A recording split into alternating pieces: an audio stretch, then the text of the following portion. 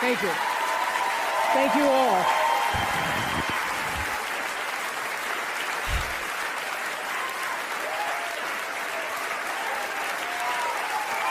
Thank you.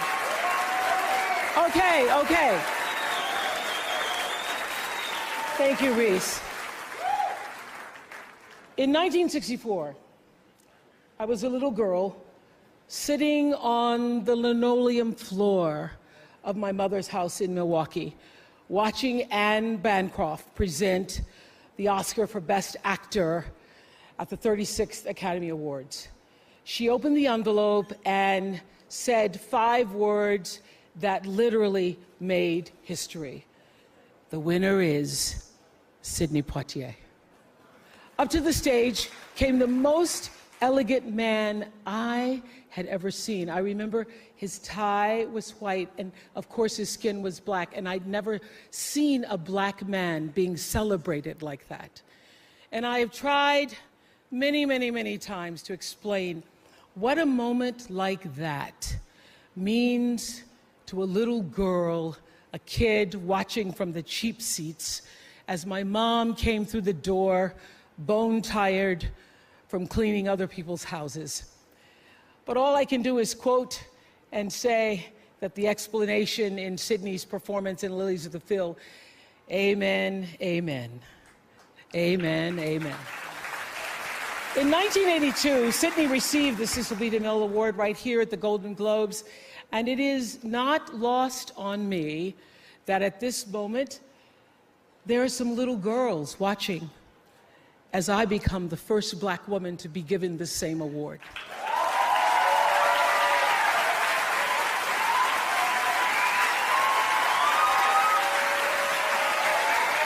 It is an honor. It is an honor, and it is a privilege to share the evening with all of them, and also with the incredible men and women who've inspired me, who've challenged me, who've sustained me, and made my journey to this stage possible. Dennis Swanson, who took a chance on me for AM Chicago. Quincy Jones, who saw me on that show and said to Steven Spielberg, yes, she is Sophia in The Color Purple. Gail, who's been the definition of what a friend is, and Stedman, who's been my rock, just a few to name. I'd like to thank the Hollywood Foreign Press Association, because we all know that the press is under siege these days. But we also know that it is the insatiable dedication to uncovering the absolute truth that keeps us from turning a blind eye to corruption and to injustice,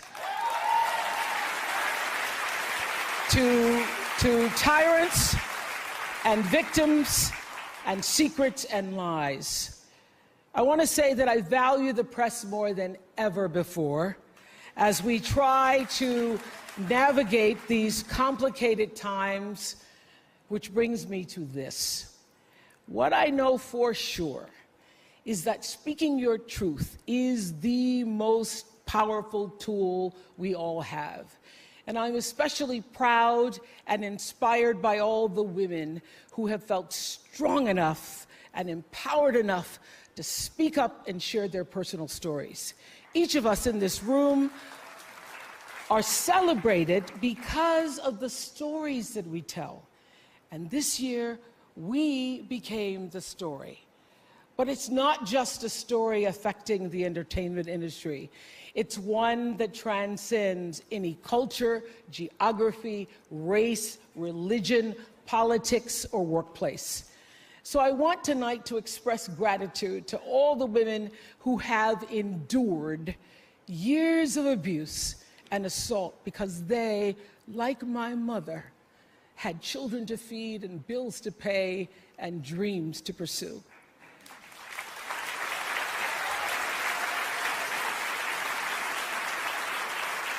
They're the women whose names we'll never know. They are domestic workers and farm workers.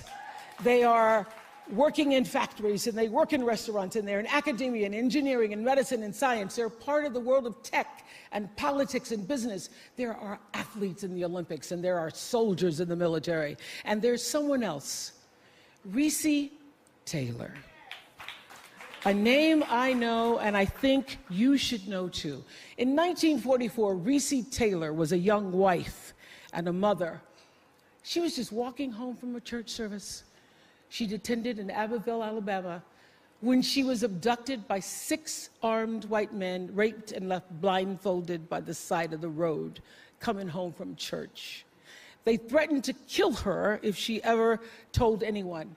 But her story was reported to the NAACP, where a young worker by the name of Rosa Parks became the lead investigator on her case. And together, they sought justice. But justice wasn't an option in the era of Jim Crow. The men who tried to destroy her were never persecuted.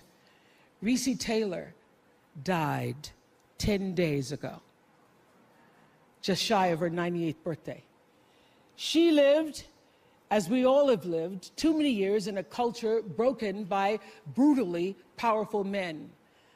For too long, women have not been heard or believed if they dared to speak their truth to the power of those men. But their time is up.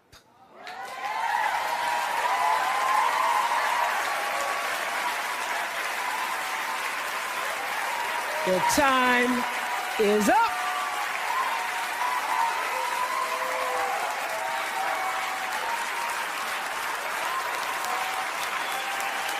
Their time is up. And I just hope that Recy Taylor died knowing that her truth, like the truth of so many other women who were tormented in those years, and even now tormented, goes marching on. It was somewhere in Rosa Parks' heart almost 11 years later when she made the decision to stay seated on that bus in Montgomery. And it's here with every woman who chooses to say, "Me too." And every man who chooses to listen. In my career, what I've always tried my best to do, whether on television or through film, is to say something about how men and women really behave, to say how we experience shame, how we love and how we rage, how we fail, how we retreat, persevere, and how we overcome. And I've interviewed and portrayed people who've withstood some of the ugliest things life can throw at you, but the one quality all of them seem to share is an ability to maintain hope for a brighter morning, even during our darkest nights. So I want all the girls watching here and now to know that a new day is on the horizon. And when that new day finally dawns, it will be because of a lot of magnificent women, many of whom are right here in this room tonight, and some pretty phenomenal men fighting hard to make sure that they become the leaders who take us to the time when nobody ever has to say, "Me too," again. Thank you.